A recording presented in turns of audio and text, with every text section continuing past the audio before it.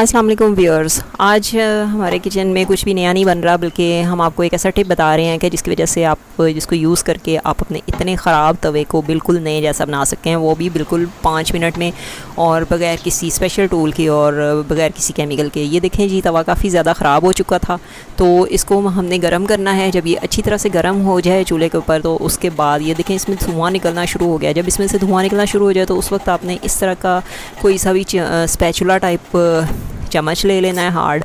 ये मेरा जो चम्मच था ये मुझे इजी नहीं था, तो मैंने इस तरह से नाइफ़ ले ली है। आप दोनों तरीके यूज़ कर सकते हैं।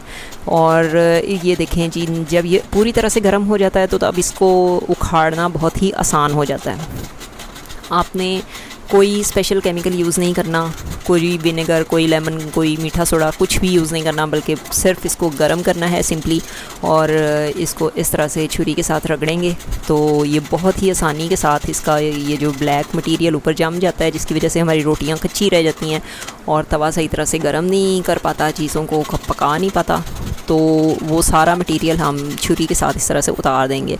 ये देखें इसमें से धुआं निकल रहा है, तो इसका मतलब है कि हमने इसका फ्लेम ऑफ नहीं करना और दोनों साइड से साफ़ कर लेना है। ज़्यादा से ज़्यादा इसको बहुत ज़्यादा भी लगेंगे तो 5 मिनट से ज़्यादा नहीं लगेंगे इस काम में। तो 5 मिनट में आपका तवा जो है वो बिल्कुल नए जैसा हो जाएगा।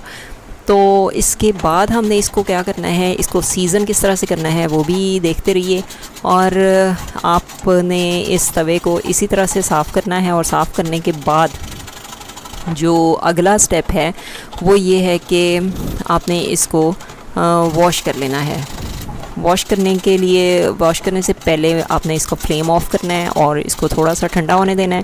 और ये मैं आपको दिखा देती हूँ कि जो इसमें से ऊपर से ब्लैक मटेरियल निकला था वो कितना है। ये अभी काफ़ी सारा इधर उधर भी गिर गया है, लेकिन फिर भी जो मैंने कलेक्ट किया है एक जगह पे वो आपको नज़र आ रहा होगा कि इतने केमिकल्स हमारे अंदर जाते हैं और हमारी रोटियों को और तवे को ख़राब करते हैं। तो ये देखें जी, तवा बिल्कुल क्लीन हो चुका है। और इसको मैंने ब्लैक सोप से, लिक्विड सोप के साथ, जो कोई सा भी डिश वॉशिंग लिक्विड ले लें या काला तेल जो आम दुकानों पे मिलता है वो ले लें, और उसको स्टील की वूल के साथ आप अच्छी तरह से रगड़ के जो ब्लैक मटेरियल रह गया वो भी साफ़ कर लें। और उसके बाद आपने 2 से 3 दफ़ा इस तरह कपड़े से साफ़ करना है। और साफ़ करने के बाद आपने इसको हल्का सा ऑयल लगा के इसको सीज़न कर लेना है, तो आपका तवा बिल्कुल नए जैसा हो गया। तो ज़रूर ट्राई कीजिएगा हमारे टिप्स को और वीडियोस को देखते रहें। चैनल को लाइक और सब्सक्राइब करें। Thanks for watching. अल्लाह हाफ़िज़।